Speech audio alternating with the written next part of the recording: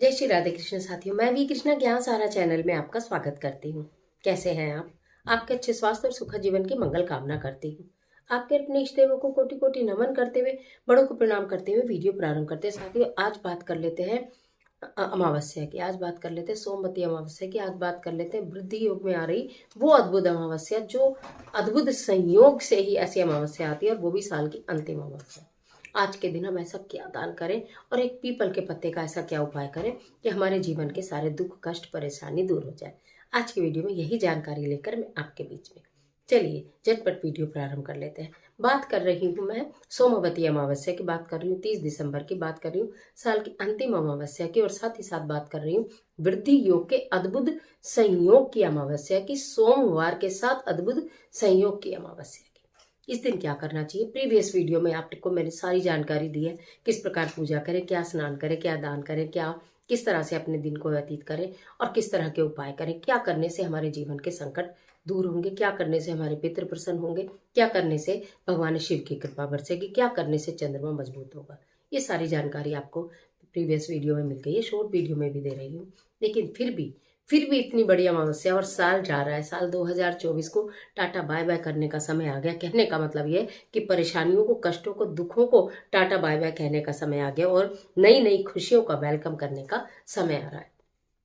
तो पुरानी पुरानी परेशानियों को टाटा बाय बाय कहेंगे। साथ ही साथ भगवान से हाथ जोड़कर मन ही मन ये प्रार्थना करेंगे, या कि कहूँ तो अपनी गलती की क्षमा मांगेंगे कि पूरे बस में हमारे से कोई भी गलती हमसे हुई हो, मन से, वचन से, वाणी से, हमारे कर्म से, जाने में अनजाने में, तो हमें वो क्षमा करें, और उनका शुक्रिया अदा कि पूरा वर्ष हमारा जैसा भी बीता, थोड़े उतार चढ़ाव के साथ, लेकिन अच्छा बीता, क्योंकि हम नव वर्ष में प्रवेश कर रहे हैं। तो ये अमावस्या की तिथि। इस दिन आपको क्या करना है? प्रातः काल में जो भी आप भगवान शिव पर मैंने बताया था, दूध दही का अभिषेक करना है, सरसों के तेल का अभिषेक करना है, वो वीडियो भी आपको मिल गई होगी।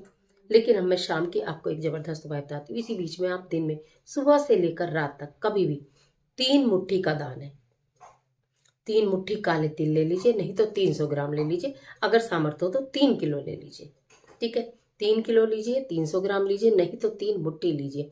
काले तिल ले सकते हैं, या काले उड़द ले सकते हैं, या चाय की पत्ती ले सकते हैं। ठीक है, ये तीनों की तीनों चीजें ही शनि को रिप्रेजेंट करती हैं। ये तीनों की तीनों चीजें ही आपके पितरों के निमित्त होती हैं। ये तीनों की तीनों चीजें ही हमारे दुखों को समाप्त करने का कार्य करती हैं। तो इसलिए इन तीनों में से जो भी चीज तीनों लेना चाहे तो तीनों ले लीजिए। 3 मुट्ठी चाय की पत्ती अलग पैकेट बनाइए, 3 मुट्ठी काले उड़द अलग पैकेट बनाइए, और 3 मुट्ठी आपको काले तिल लेकर अलग बना लीजिए पैकेट, और आप अलग अलग लोगों को दान कर दीजिए। ये आप करिए, बाकी चीजें जो आप कर सकते हैं वो करिए। अब बताती हूँ रात का जो महा उपाय आपको करना है। 8 बजे तक इस उपाय को कर लीजिएगा। आपको एक पीपल का पत्ता लेना है। ठीक है, पहले से ही तोड़ के रख लीजिएगा। रविवार को तो नहीं तोड़ते हैं, लेकिन उससे पहले आप जब भी रखें, नहीं तो सेम डे भी, पहले दिन आप अमावस्या के दिन पत्ता कोई नीचे गिरा हो तो जरूर एक पीपल का पत्ता ले लें। मिट्टी का एक पात्र लेना, उसमें पीपल का पत्ता रखना। ठीक है, उसके ऊपर थोड़ा सा गुड़ रखना, उसके ऊपर थोड़ा सा घी रखना। ठीक है, उसके ऊपर थोड़े से काले तिल रखना। ठीक है, उसके ऊपर थोड़े से एक चुटकी चावल रखना, और उसके ऊपर कपूर रखना, और उसको लेकर पीपल वृक्ष के पास जाएंगे। माचिस भी लेकर जाएंगे, थोड़ा सा सिंदूर लेकर जाएंगे।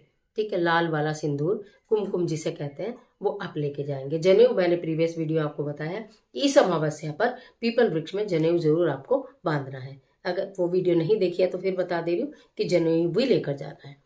वो जनेऊ जो है वो आपको पीपल वृक्ष की परिक्रमा करते हुए बांध सकते हो तो बांध दीजिए। कहीं कहीं ऐसा होता है कि पीपल वृक्ष की परिक्रमा करने की जगह नहीं होती, वो बहुत विशाल होता है या ऊंचा होता है, तो फिर आप उसकी किसी टहनी में, किसी शाखा में, किसी तने में, कहीं भी वो जनेऊ बांधेंगे पहले। फिर उसके बाद कुमकुम से वो सिंदूर जो है वो पीपल वृक्ष में अर्पित करेंगे। उसके बाद जो आपने एक पीपल के पत्ते पे सामग्री रखी है सारी, और उस पीपल के पत्ते को मिट्टी के किसी दीपक में, किसी मिट्टी के सकोरे में, किसी में आपने रखा है, उनको जो आप तैयार करके ले गए हैं, माचिस से उसको जला दीजिए। जितनी देर तक वो जले सामग्री, जितनी देर तक वो सामग्री जले, उतनी देर हाथ जोड़कर, आंखें बंद कर कर आपको खड़े होना है, और आपको यही मन मन स्मरण करना है कि आज मेरे सारे दुखों का अंत हो रहा है, आज मेरी सारे कष्टों का अंत हो रहा है, आज मेरे जीवन की सारी, मेरे परिवार की सारी परेशानियों का अंत हो रहा है, आज मेरे जीवन में से बीमारियां जा रही हैं, आज मेरे कार्यों में आ रही बाधाओं जो है, रुकावटें, वो दूर हो रही हैं। इस तरह से वो आपको सोचते रहना। उसके पश्चात जब वो बुझ जाए, तो शांत हो जाए, तो आप बिल्कुल कहीं मुड़े बिना सीधे के सीधे अपने घर चले आएंगे। ये था महा उपाय, इस महा अमावस्या का महा उपाय। पीपल के पत्ते पर ही करना है। 1% पीपल का पत्ता ना मिले तो बड़ का पत्ता ले लेना, लेकिन करना जरूर है पत्ते के ऊपर ही। अब अगर आप ये कहते हैं कि पीपल वृक्ष नहीं है तो हम क्या करें, तो मैंने आपको ऑप्शन बताया था, आप बेल वृक्ष के नीचे भी इस कार्य को कर सकते हैं, बरगद वृक्ष के नीचे भी इस कार्य को कर सकते हैं। नहीं तो किसी भी विशाल वृक्ष को, ये जो कि हमारे बच्चे बाहर रहते हैं अक्सर कहते हैं हमारे यहाँ पीपल वृक्ष नहीं हुआ करते, तो मैं हमेशा कहती हूँ कोई भी एक बड़ा वृक्ष लीजिए, आप उसे पीपल स्वरूप मानिए। पीपल इसलिए कहा जाता है, ब्रह्मा विष्णु महेश तीनों देवताओं का वास होता है उसके अंदर। तो आप बहुत अमावस्या के दिन तो पितरों का वास भी होता है। तो आप उसी वृक्ष को अपने मन में धारण करिए कि जैसे आप पीपल वृक्ष को समर्पित कर रहे हैं, और वहां इस कार्य को कर दिया करें। ना करने से करना सदैव बेहतर होता है। इसलिए जब भी, जितना भी, जैसे भी कर सको वैसे आपको कर ही लेना चाहिए, जरूर कर लेना चाहिए। यदि हम बहुत दुखों से दुखी हैं, जब हम दुखों से बहुत दुखी हैं, उसके बावजूद भी अगर हम ऑप्शन ढूंढते हैं कि हमें ये ना मिले तो हम ऐसे कर लें, ये ना मिले तो ऐसे कर लें, तो वो सब चीजें अगर आप इतने ऑप्शन ढूंढते हैं, तो फिर आप बताइए आपको कष्टों का निवारण कैसे होगा। कष्टों के निवारण के लिए मैं सदैव आपको आप ही के घर में मौजूद वस्तुओं से, आपके घर के मंदिर में मौजूद वस्तुओं से ज्योतिषीय उपाय बताया करती हूँ, जिसमें कि आपका बहुत अधिक पानी पोड़ा पैसा ना लगे, खर्चा ना लगे, लेकिन आपके कार्य बन जाए। बस मन में विश्वास और श्रद्धा का तो दीपक आपको जलाना ही जलाना पड़ेगा। ठीक है। अब आप पूछेंगे अमावस्या है तो क्या सरसों के तेल का दीपक नहीं जलाना? देखिए, सरसों के तेल का दीपक आप जला सकते हो, आप जला लीजिए, लेकिन ये जो उपाय बताया गया जिस तरह से, इसको उसी तरह से ही करिए। फिर आप दीपक भी जलाना चाहते हैं तो भले ही आप जला लीजिए, लेकिन दीपक जलाएं या ना जलाएं, ये उपाय अगर आप कर रहे हैं तो ये आपको जरूर करना है। पीरियड्स उत्पातक में नहीं करेंगे, बाकी दिनों में कर सकते। और अगर इस अमावस्या पे किसी कारण से नहीं कर पाए आप इस उपाय को, तो अगली अमावस्या पे कर लेना। किसी भी अमावस्या पर कर लेना, चाहे वो सोमवती अमावस्या ना हो तब भी कर लेना, क्योंकि अमावस्या तो है, चाहे वो कौन सी भी है। क्लियर है मेरी बात? तो आज के लिए इतना ही, इजाजत दीजिए। आशा करती हूँ वीडियो आपके लिए बहुत उपयोगी साबित होगी।